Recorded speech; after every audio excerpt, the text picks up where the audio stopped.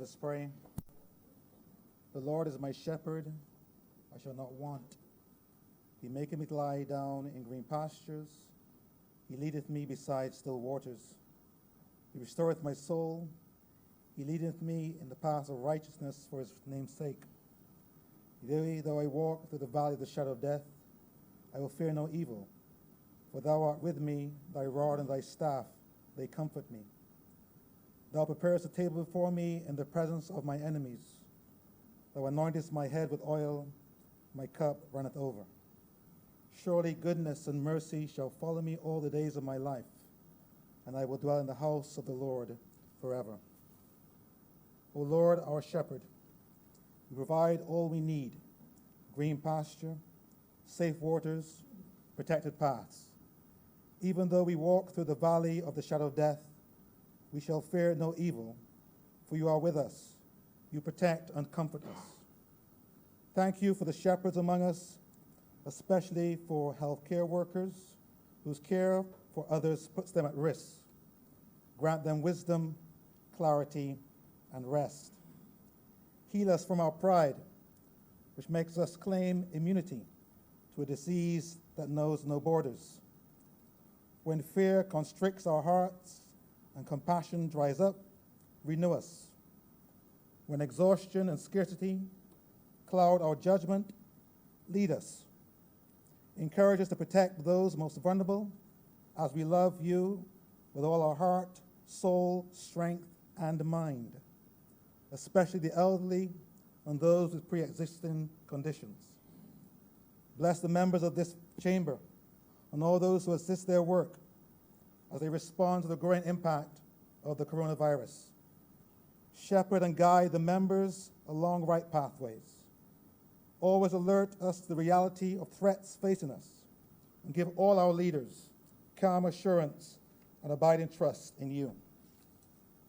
Let's pray for our Prime Minister. Strengthen your servant, Mia Amor, O God, to do what she has to do and bear what she has to bear. Accepting your healing gifts to the skill of surgeons and nurses, she may be restored with a thankful heart through Jesus Christ, our Lord.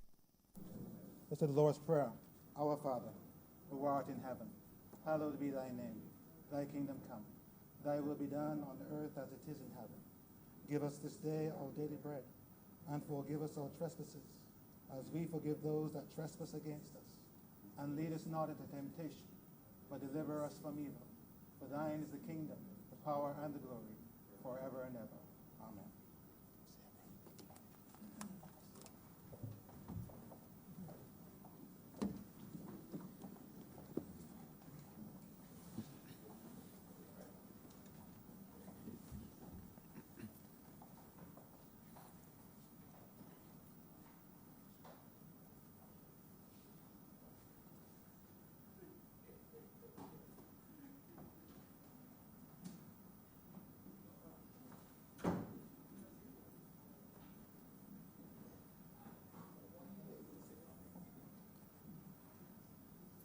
This House is in session.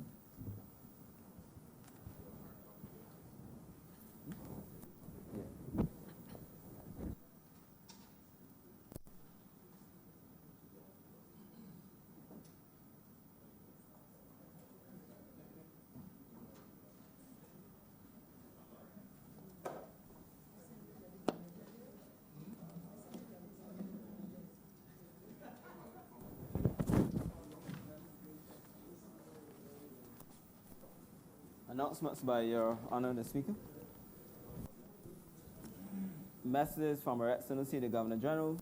Petitions, papers.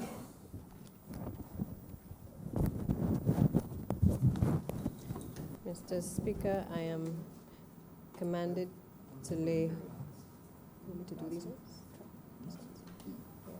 Commanded to lay the Director's report and audited financial statements of the Barbados Conference Services Limited for the financial year ended March 31st, 2018, as well as the loan contract number 4987/0OC-BA between the Government of Barbados and the Inter-American Development Bank Sustainable Development Policy Program.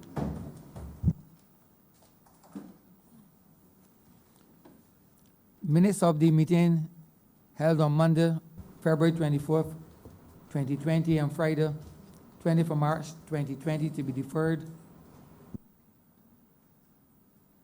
Mr. Speaker, I beg to move that the aforesaid minutes be deferred. The question is that the aforementioned minutes be deferred. All those honorable members in favor, please say aye. Those against, please say no. Meeting, the ayes have it. The aforementioned minutes are deferred.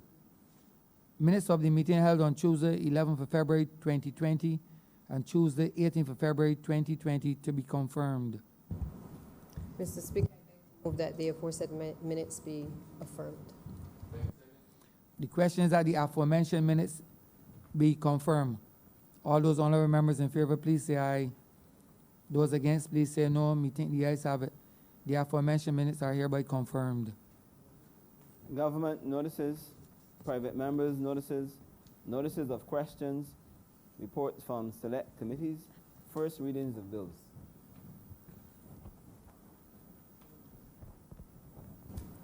Mr. Speaker, I beg to give notice of the first reading of the emergency. Sorry, I beg to move that the Emergency Management Amendment Bill 2020 be read a first time. Second, please. The question is that the aforementioned bill be read a first time. All those honorable members in favor, please say aye. Those against, please say no. Meeting, the ayes have it. Mr. Speaker, I beg to move the first reading of the Queen Elizabeth Hospital Amendment Bill 2020. The question is that the aforementioned bill be read a first time. All those honorable members in favor, please say aye. Those against, please say no. Meeting, the ayes have it.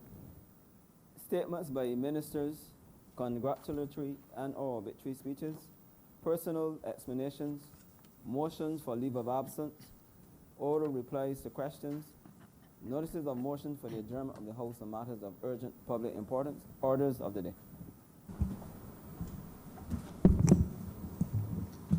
Mr. Speaker, I beg to move the suspension of standing orders 6, 16, 18, 20, 42, subsection 5, 43, and 44 be suspended for the remainder of today's sitting.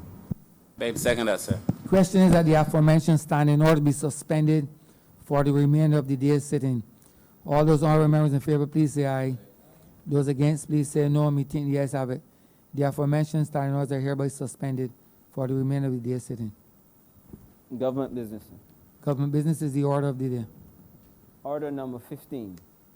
In the name of the Honorable Attorney General and Minister of Legal Affairs, to move the second reading of the Emergency Management Amendment Bill 2020. Honorable member for St. Joseph. Mr. Speaker, when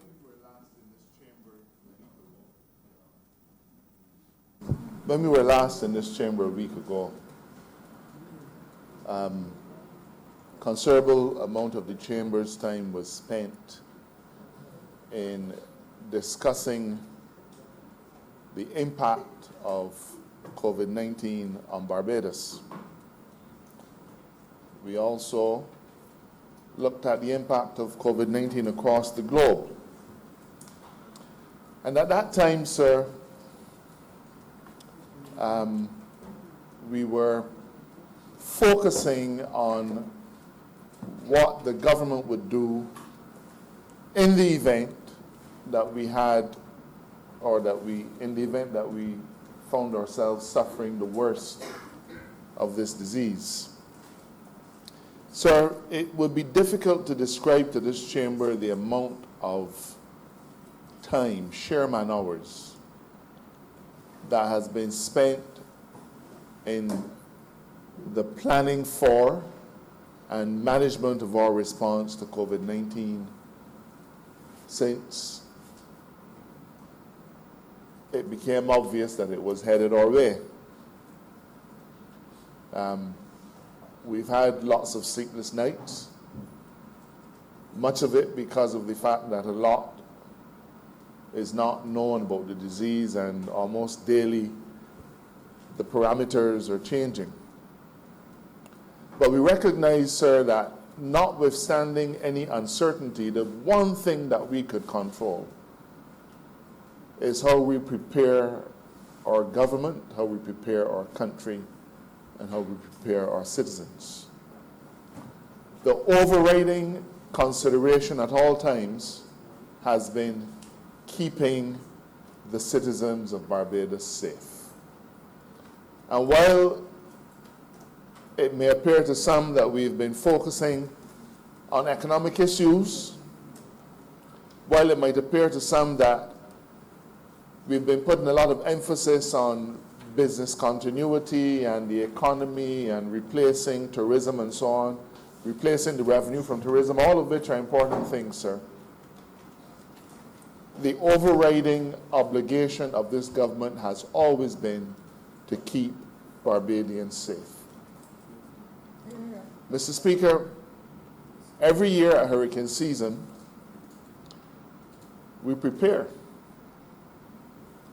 We've prepared in years when hurricanes came, and we prepared in years when hurricanes didn't come.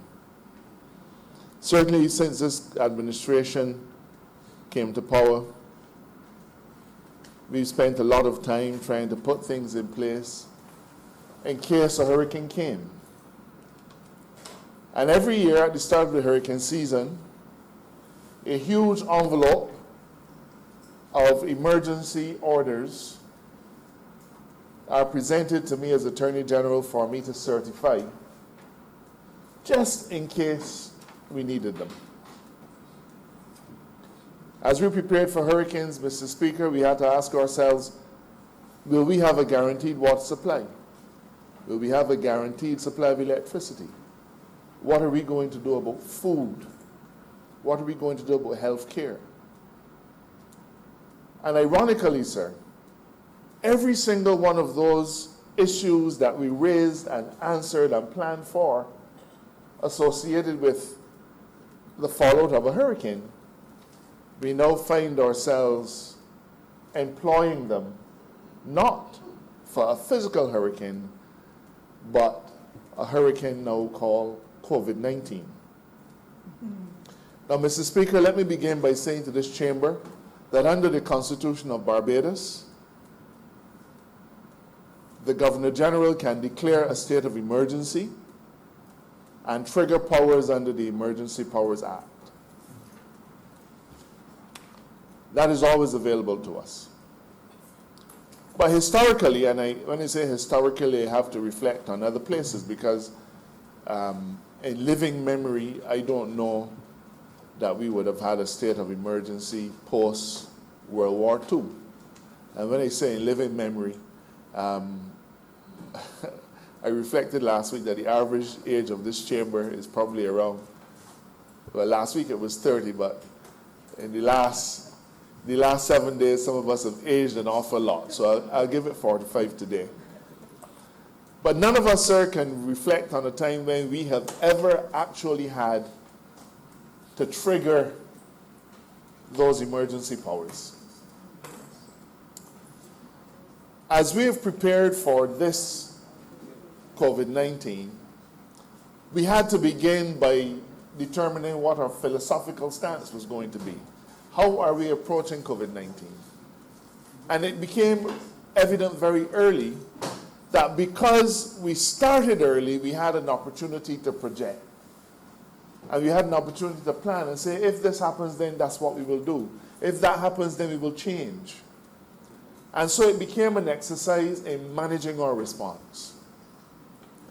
And while for some it may just be mere sophistry, a play on words, just nothing of substance, as an administration we felt that we needed to look at this emergency in the context of a public health emergency and trigger our responses in accordance with that which we have put in statute and that which we have planned for so long. And that's why we're here today, sir. We are here today to amend the Emergency Management Act to make provision for that act to be extended to public health emergencies. And during the course of this short presentation, I will mention a few other things. Everybody's waiting to hear what this curfew is all about, and I hope to be able to clarify any doubt in people's minds. But I would want to begin by pointing out, sir, that in an event of a hurricane, it is the Director of Emergency Management who's in charge. In the event of a flood, a storm, or earthquake, any of those physical natural disasters, the Director of Emergency Management is in charge. But this amendment, even though we are going to be working on the COVID issues within the context of the Emergency Management Act, we have been careful to make it clear that in the context of a public health emergency, the person who is in charge is the Chief Medical Officer.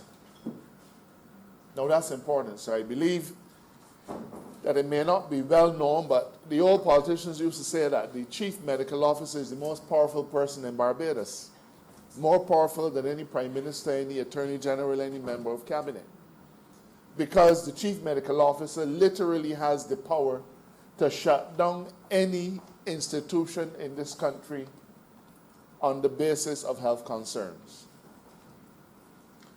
So that's the first point that I wish to make, that even though we are locating our management of this situation in the context of the disaster type, the Emergency Management Act, which is directed towards physical and natural disasters, we are making sure that in this context, as long as it's a public health emergency, the powers of the Chief Medical Officer remain supreme. I don't think, sir, that this chamber needs to hear an exposition on COVID. You've certainly had the benefit of one all for much of last week. And if you needed more, you only have to turn on any of the international news channels in the morning, and you will have a constant diet of COVID-related news. What we can say, sir, is that we believe the time has come for Barbados to trigger certain measures, and I will give more details on those as we go ahead. I would like, though, before I get into those things, to laud the efforts of this government at managing this issue in a collaborative way. And I want to thank the Leader of the Opposition for so graciously agreeing that we could do this legislation in all of its stages, both in the lower house and in the other place. Well, we have the power of numbers, sir. We begin by recognizing that there is one Barbados and that COVID does not recognize political party or party colors. A person who wears red will get it as easily as a person who wears blue, or as easily as a person who wears green, I think is green? Green. Gray. Green. Will get it as easily as a person who wears green, gray, green. And so, sir, COVID sees no political or geographical barriers. COVID recognizes no change in status from poor to rich or rich to poor.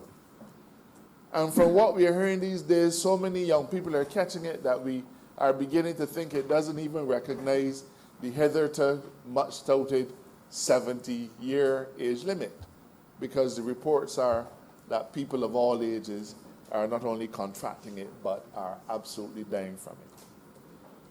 And every step of the way in this process, sir, the government of Barbados has collaborated with all sides politically, and we've collaborated with all interested parties. We've collaborated with the private sector, with the workers' unions, with the trade groupings, the church. Everybody has had an opportunity to weigh in on the many issues, and as they have weighed in, sir, as a government, we've tried to balance all of the competing interests, but the overriding thing at all times has been keeping Barbadians safe.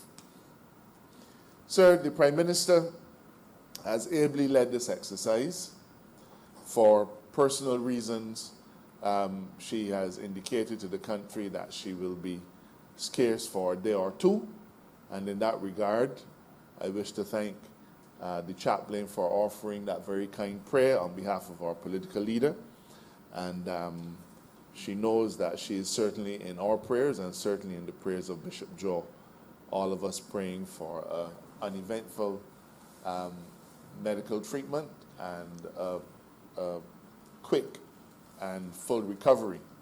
So the PM is not physically here, but we expect to have her back with us within a very short order.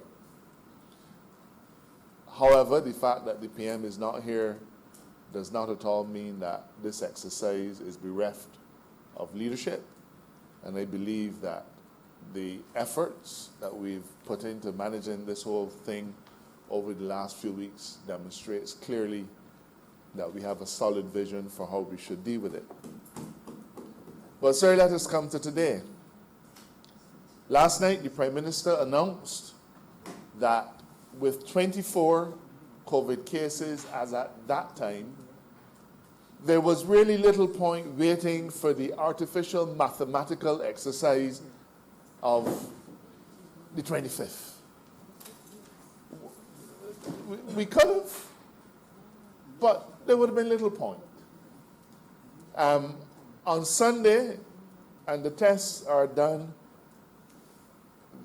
the afternoon, I think, of the day, and then reported the following morning. They become available the following morning. So on Monday morning, we knew that from all the tests we had done on the Sunday gone, we had 0 new cases. On the Tuesday, we knew that we had recorded a mere 1 case for the Monday. On the Wednesday, we knew that we had recorded 3 cases for the day before. And yesterday, we knew we recorded a further 3 cases for the day before. So there is a march that COVID-19 is making, sir, into the population of Barbados that is undeniable.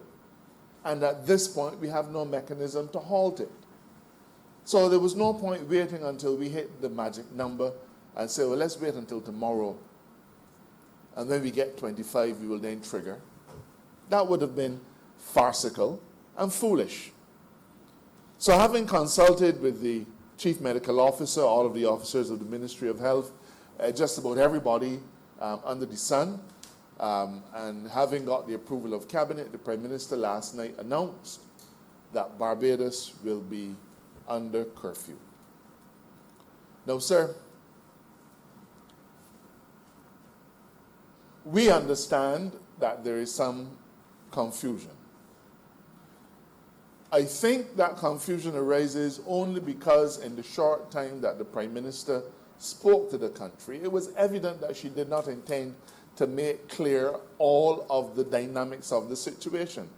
And in fact, she made it quite clear that others will speak about that. But people seem to have fastened on to what the Prime Minister said to me, which was quite clear, and determined that it absolutely meant this and it absolutely meant that. This is a challenging time for us, and it's not a time to be blaming anybody or any of those things. It is a time to make clear exactly what the curfew requirement is. But I remind you that the overriding objective is to keep Barbadians safe. Now, sir, it is not a difficult equation. It's not a difficult equation at all. What we do know is that in order to stem the spread of COVID-19, we have to limit human contact. If the cameras in this chamber panned across the chamber, it would look as though Parliament is scanty today. My mother would say a rat could run through it. But it isn't, sir, because our members are absent. It is because we recognize that in order to stem the spread of COVID-19, even though we are doing our solemn and sworn duty as parliamentarians, we are under a duty to accept the rigors of physical distancing. So we have determined we have to be here. We can't do Parliament by video link. So we have to be here. But, sir, we are sitting in every other chair. Yesterday we had cabinet by Zoom. So all of us stayed in our respective homes and offices, but participated effectively in a full cabinet meeting and made important decisions to run this country in exactly the same way as if we had sat in the cabinet room in Bay Street. So the point is, sir, in everything we do, we have to recognize what our objective is: limiting human contact. We can stem the spread of COVID by limiting human contact. What that meant for us, sir, was that we had to make some decisions about how Barbados would operate. So, how do we limit human contact, sir? Well, the schools are closed, so that means that the students are not in schools and the teachers are not in schools. This decision, and I think we have to make this clear, this decision means that with the exceptions of a few instances, all businesses are closed in Barbados from Saturday, 8 o'clock, Saturday 28th, until April 14th. Well, that'll be April 14th, 8 o'clock as well. Okay? So the first day that Barbados will reopen fully then will be the 15th. All businesses, sir. I could probably repeat that another 10 times just for emphasis. The reason we're saying all businesses are closed is because we need Barbadians to stay away from each other. If we ask Barbadians to stay at home, then there are consequences. So businesses of necessity have to be closed during this period. Now, sir, I have got probably about 400 WhatsApp messages and as many calls, and everybody in here has got, I'm sure, many of the same or more. Well, let's look at the logic of it. What would be the point, sir, of keeping businesses open so their employees come to work and their customers come and go, and those customers may or may not catch a bus to come and go, and then have a requirement which would say that grocery stores are open and so on and so on and so on? We will in effect not be achieving anything, sir. This is not a curfew to maintain law and order. If you have a curfew to maintain law and order, place shuts down at night and you go about your business during the day. This is a period during which we are going to severely and in a compulsory way restrict human activity. Plain and simple. With the exceptions of a few businesses, and I'll tell you what those are, all businesses are closed. So the hairdresser, sir, is closed. The nail salon, the computer store, the place that rents tables and chairs, the construction companies, the manufacturers of paints and plastics and all those things, sir, are all closed. The reason is because we want to limit human contact of your employees and your consumers. Now, there are two riders to that. Essential services remain open. I think that's logical. Now, sir, essential services are defined for this purpose as being, and I'll give you the exact definition.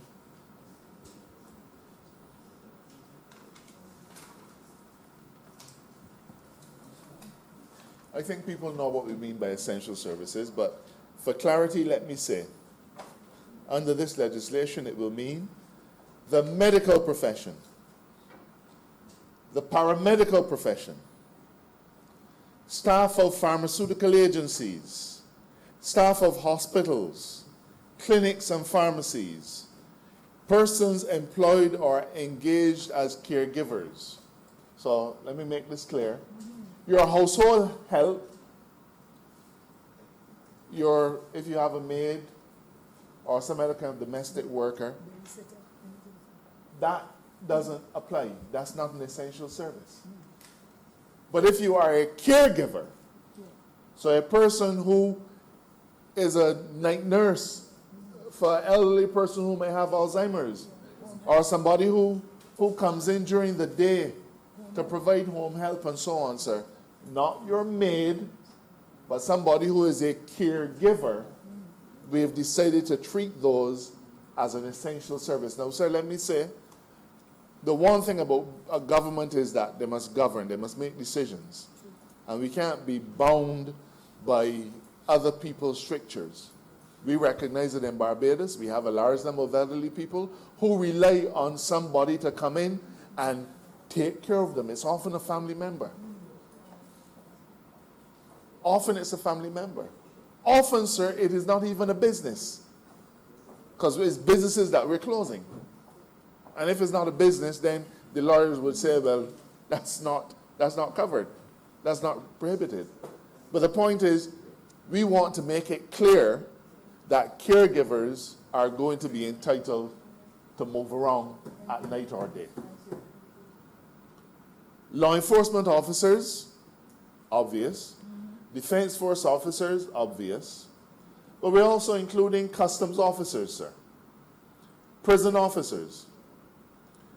Security services, sir. Now let me offer an explanation.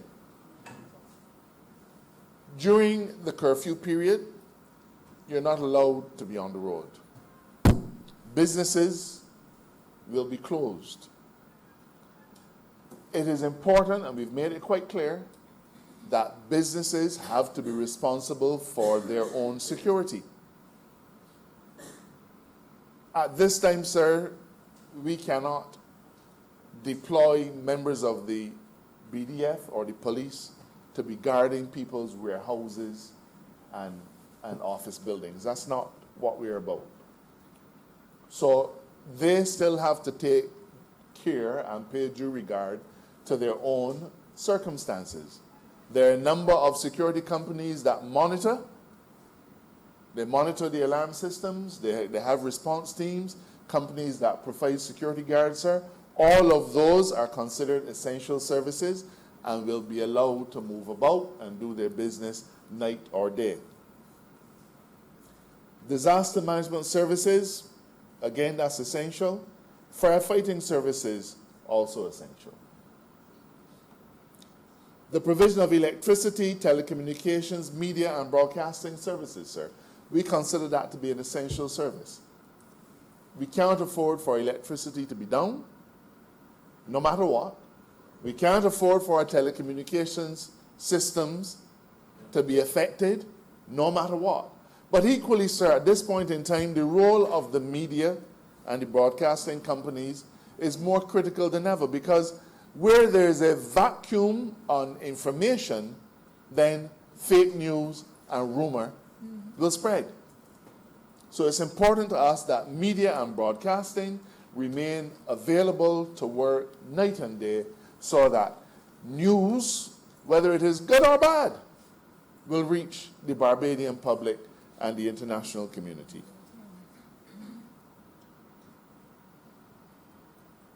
Also, as an essential service is the provision of transport services, whether by aircraft, ship, motor vehicle, or public service vehicle.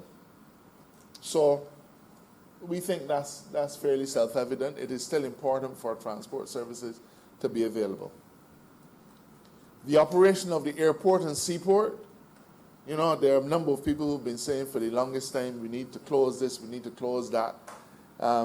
It is so short-sighted, sir. We're trying to ensure that we have at least 6 months supply of medication for Barbados. Any kind of medication. Okay? We've instructed the drug service to stockpile medication because we don't know where this is going. I understand that there are 134 medications that are short in the United States. We want to make sure that Barbadians are not in a position where they have to suffer because these things are not available. No, sir, if we don't make them here, and we don't, we have to bring them in. Plain and simple. There are things that we need that will have to come in by ship. There are things that we need that will have to come in by plane. So the airport and the seaport are essential services. And when we talk about the services, obviously we mean the people too who are employed in those services. The collection, storage, purification, or distribution of water for use by the public or any section of the public. So, Barbadians, you know, we saying, wash your hands, wash your hands, wash your hands, but there has to be water. And that's a special plea for St. Joseph, if you don't mind, sir. And St. Thomas, let's get some water. The collection, storage, treatment, and disposal of sewage, garbage, or refuse, also an essential service, so they are going to be allowed to work night or day. And finally, sir, the removal, handling, or burial of deceased persons or disposal of dead animals. That's self-explanatory. So all of those businesses, all of those enterprises, all of that activity that I've just mentioned are unaffected by this curfew order. Those entities, whatever you want to call them, will continue to function as per usual. Now, what do I mean by as per usual, though? As far as time is concerned. But we still expect that wherever possible, those entities will try to scale back the number of people that are engaged. Because at all times we want to stem the spread of this disease. So, we start out with all businesses are closed, but essential services are able to move around. But of course, we recognize that there are still some necessaries that Barbadians will be entitled to access. And I'll go through the list with you, but the principle is that during daylight hours, Barbadians still need to be able to go to the supermarket and get groceries. They still need to be able to go to the pharmacist and get their medication. And then once you get to that point, then you recognize that there are some entities in Barbados that are actually producing food for our consumption. So during this 2-week period, the following enterprises are going to be allowed to operate.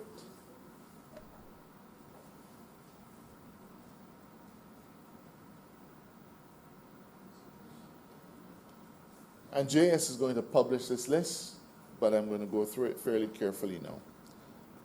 Abattoirs, butcher shops, and fish markets are going to be allowed to operate between 8 a.m. and 5 p.m. Now, let me make it clear. The government of Barbados is not telling a company when it should open or when it should close. We want you to use your good sense. We want you to employ skeleton staff. But what we are saying is that we're setting the beginning limit and the closing limit. So an enterprise that is allowed to function may say, having regard to the demand out there, having regard to all these issues, we see that we could open at 8, but frankly, we're going to open at 10. And we see that we can close at 5, but we believe it is better to close at 2. So this is not a case at all where we're saying that you have to open at X time or Y time. We're saying that between 8 and 5, abattoirs can function. They open whenever they want. They have social distancing, physical distancing, but that is the That's the window within which they can operate. Now, the reason for this window should be obvious. The curfew ends at 6, and people need to be able to get from their homes into the workplace. The workplace needs to be able to function as an abattoir, for an example. But the important thing is that we ensure that there's a supply of food for Barbadians and that Barbadians can access those supplies. Bakeries, sir, will be allowed to open between 6 a.m. and 6 p.m. Farms will be allowed to open between 5 a.m. and 6 p.m. Pharmaceutical manufacturers, manufacturers of juices, soft drinks, and dairy products, food processors, and food distributors will be allowed to open between the hours of 8 a.m. and 5 p.m. Banks, credit unions, and other financial institutions, excluding insurance companies, will be allowed to open between 9 a.m. and 5 p.m. So we're not saying that a bank has to open at 9 and close at 5. They can open at 10 and close at 2. That's up to them. But we are setting the limits between which you can operate, do business, and interface with the public. Cleaning services will be able to operate between the hours of 7 a.m. and 6 p.m. Restaurants, sir, will be able to operate between 11 a.m. and 5 p.m., but only for the purposes of drive-through or takeaway. So let's have any confusion. Any restaurant, whether you're a fast food restaurant or a fine dining restaurant or a cook shop, whatever you are, you operate between 11 a.m. and 5 p.m., but you are not to allow dining on the premises. You can do drive-through, so McDonald's or Burger King drive-through, Chefette drive-through, KFC drive-through. You can go in, purchase, and take away, but you're not allowed to consume, to dine on the premises, and your times of operation are severely limited, 11 a.m. to 5 p.m. Naturally, sir, we need to have fuel to power our vehicles, fuel to run the turbines, to run our generators. So fuel manufacturers, fuel storage facilities, and fuel distributors will be allowed to operate between 7 a.m. and 5 p.m. Gas stations will be allowed to operate between 7 a.m. and I think that was 5 p.m., but 7 a.m. and 7 p.m. 7 a.m. and 7 p.m. Now, sir, delivery services have become very popular, especially now that people are physically distancing, and companies are now making quite a bit of money delivering food, delivering groceries, and so on. So delivery services relating to the delivery of food, groceries, and pharmaceuticals will be able to operate between 8 a.m. and 6 p.m. We've had questions about hotels, sir. Hotels and villas are going to be allowed to operate for the entire 24-hour period. That's clear. Hotels and villas will operate for the entire 24-hour period. However, gaming rooms, spas, gyms, discos, restaurants, other than for takeaway service and room service, golf courses, lawn tennis, squash courts, all of those ancillary services are to be closed. There's no point having a hotel open, trying to ensure physical distancing, but they can all sit down and have nice dinners or nice lunches and nice breakfasts and go and play squash and all those things, sir. They're to be allowed, they're allowed to be open, but all of those recreational activities that are allied and on the premises are to be closed. Now, there's logic about that you can't avoid. if you close a hairdressing salon on High Street, there's no reason why you should allow the hairdressing salon that is in the lobby of a hotel to operate. Plain and simple, okay? So hotels are allowed to accept guests, but all of those ancillary recreational services are excluded. We have Portville Sugar Factory, sir, that runs 3 shifts. Portville Sugar Factory will be excluded from the curfew. Private veterinary services, as needed, will be allowed. Obviously, animals in distress, things of that sort, people have to be able to have their animals tended to. So, sir, in the private sector, all businesses are to be closed except for those that I have just mentioned. So, no point in calling,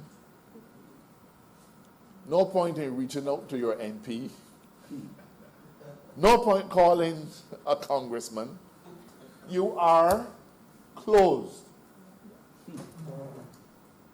Now, the statute does give the opportunity, sir, for exemptions to be made other than these. Now, let's make it clear. None of us have a claim to be all-knowing and all-seeing.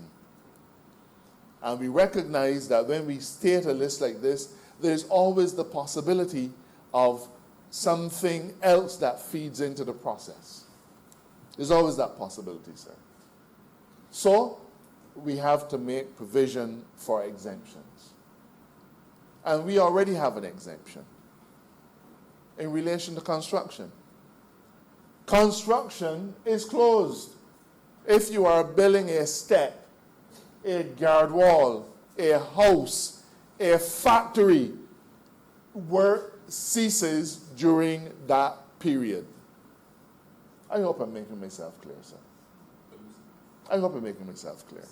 However, the government is under an imperative to get Harrison's Point open to receive COVID victims within the next week or two. So I've already indicated to the Minister of Health that those construction companies that are working at Harrison's Point to get the naval base ready, they will be given an exemption. That is a matter of national interest. Now, of course, to work in St. Lucie. So if John Brown Construction Company is given an exemption to work in St. Lucie, that does not extend to him finishing the house in Durance that he started week before. That site at Durance, or wherever it is closed. However, he can work at Harrison's Point. Construction requires supplies. Hardware stores are closed, all of them.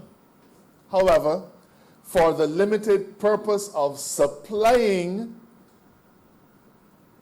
goods to the Harrison's Point operation, they will be allowed to open. Okay? I hope that's clear. Let me put it another way. The hardware store in Lower Estate or up Christchurch will be closed. However, if for Harrison's Point a particular item or series of items are required that they produce, we will allow the exemption to extend to that. But it's not to come and open the store. It is to go to your warehouse, select the goods, and get them delivered up to Harrison's Point. Anything beyond that is a breach of the order and will attract the severest of penalties. Now, I think that if we view it in the context of saying that in order to prevent the spread of the disease from one person to another, what we're doing and why we're doing it will become absolutely logical. There's the possibility that we may not have contemplated everything, but in exceptional circumstances, we're going to grant exemptions. Okay? Now, the matter of the public service. It is important for the country to continue to operate with some level of normalcy, and that requires the government to be able to function. But every single ministry has been mandated to come up with a plan which would see skeleton staff operating from the ministerial office. So, during this period, for example, Mr. Speaker, we can expect that the courts will be closed unless you have a matter before the duty judge, or unless any judge wants to conduct a hearing or part of a hearing by Zoom, and I encourage that. So the courts will be open to some extent, but it is obvious that we can't have the courts functioning as a total enterprise. Now, the Solicitor General's Chambers has about 18 lawyers, but we don't anticipate that during that period there'd be any reason for them to come to court, because the courts are closed with that limitation, with that proviso that I've just mentioned. So every ministry, including my own, has been asked to come up with a plan to make sure that ministries, selected ministries, are staffed by a skeleton number of individuals, with the other officers being allowed to work from home. Now, working from home, sir, is something that has been touted by many over the last few years. We've been talking about flexi time and working from home and working using computers and so on. And I have to say that I hope that at the end of this COVID epidemic, that we will actually have found ways to change the way in which we do things. But the point is, government departments are going to be open, but not fully staffed. Open, but not fully staffed. And even then, sir, not all government departments will be up and running. So let me go through the list for you. The following government ministries, departments, and statutory corporations shall open between the hours of 9 a.m. and 2 p.m. 9 a.m. and 2 p.m. The Office of the Attorney General, the Registrar of the Supreme Court, and the Department of Public Prosecutions, the National Assistance Board, the Child Care Board, any of the government's laboratories, the National Disabilities Unit, the National Insurance Department, the Treasury,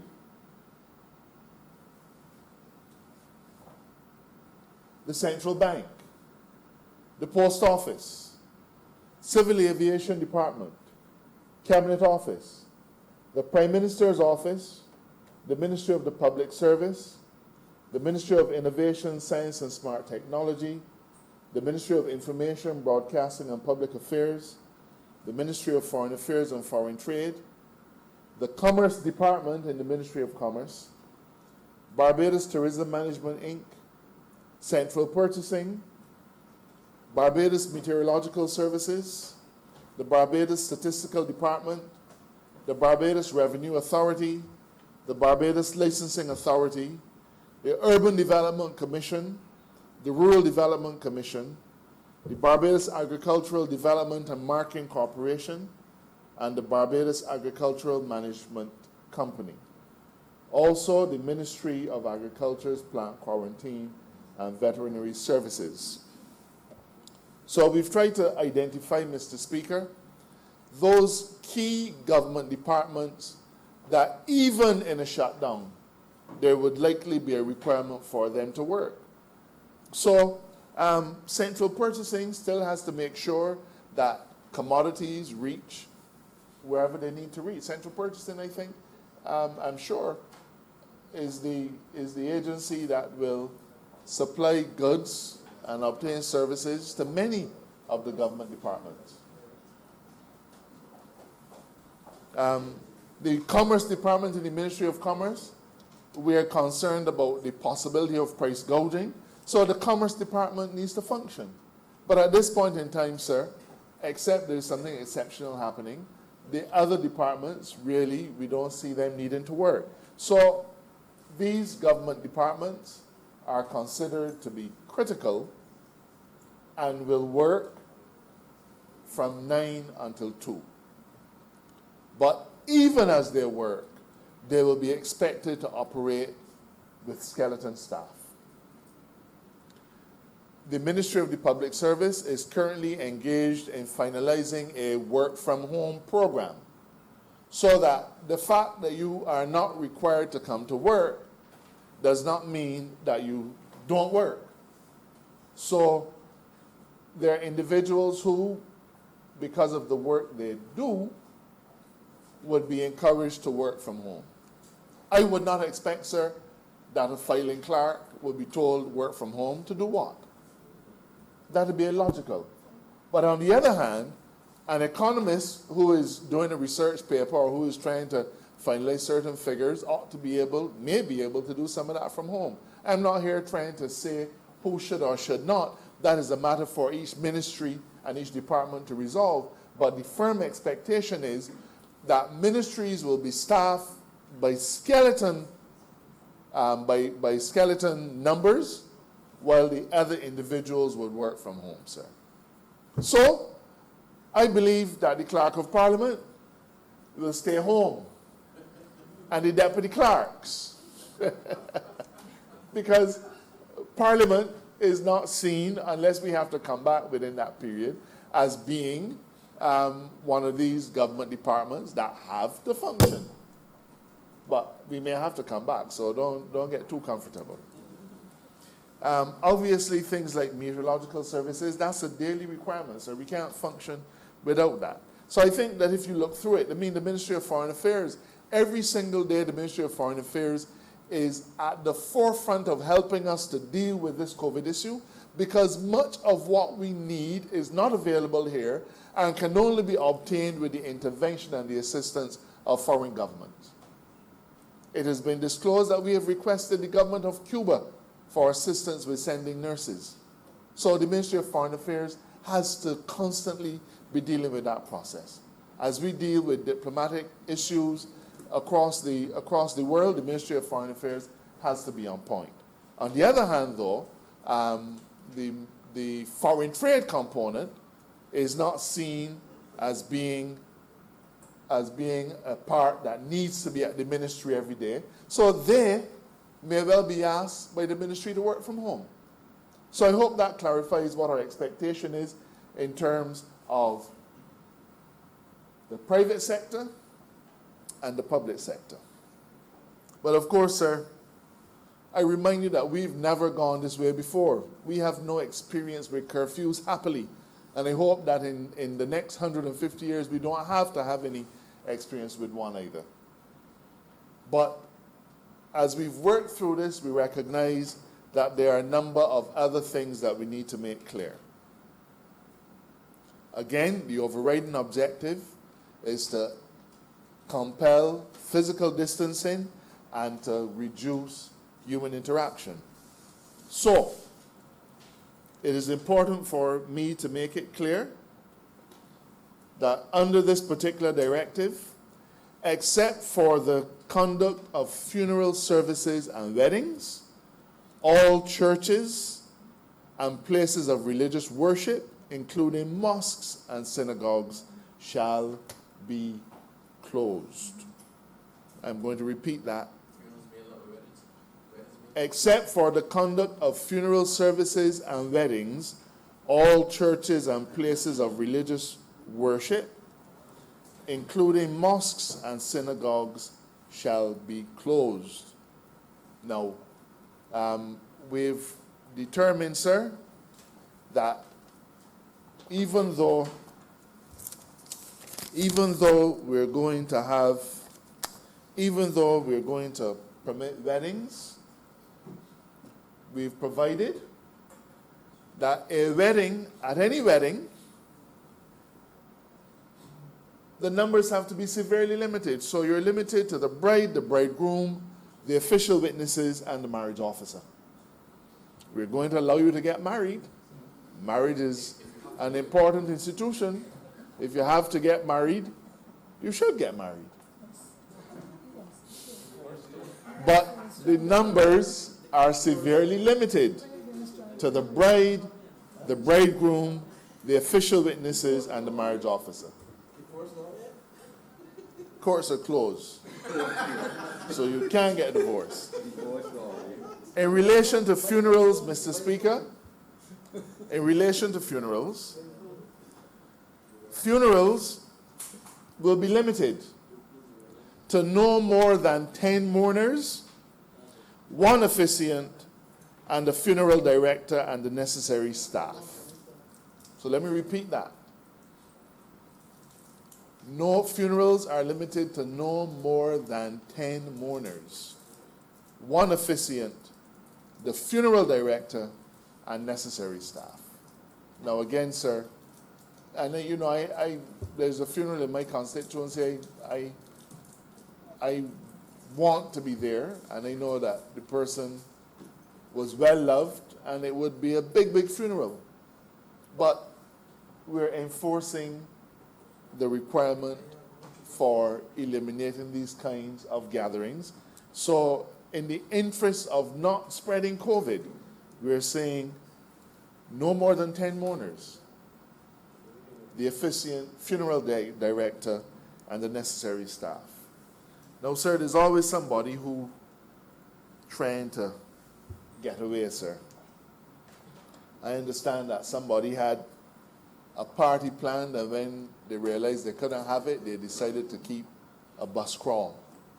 Now, that kind of stuff, sir, is completely irresponsible. It is repugnant to common sense and endangers every single person in this country.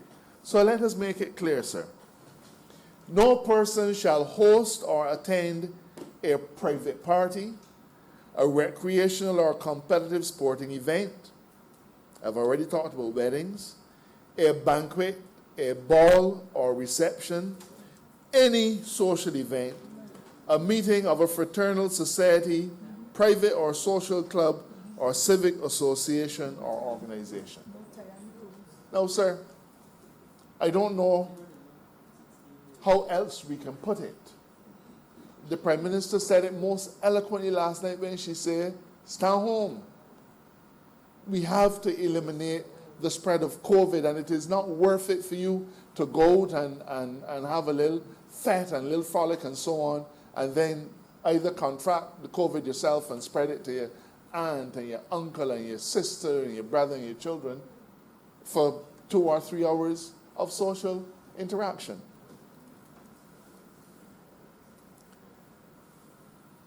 There are also a number of other restrictions, sir. No person shall visit any place of quarantine or an isolation station. No person shall visit a prison or a government industrial school. So, visits to the prison or to the government industrial schools are terminated during this period.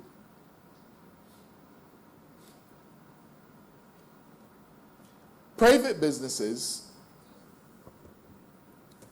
can operate from home, sir. We're closing down all businesses, but that does not mean that if you can conduct your enterprise from home, or if your employees, all 50 of them or however many it is, can work from home, let them do so. We're not trying to eliminate commercial activity or beneficial activity. If you can do it from home, fine. But you're not going to be allowed to go to your office to do it.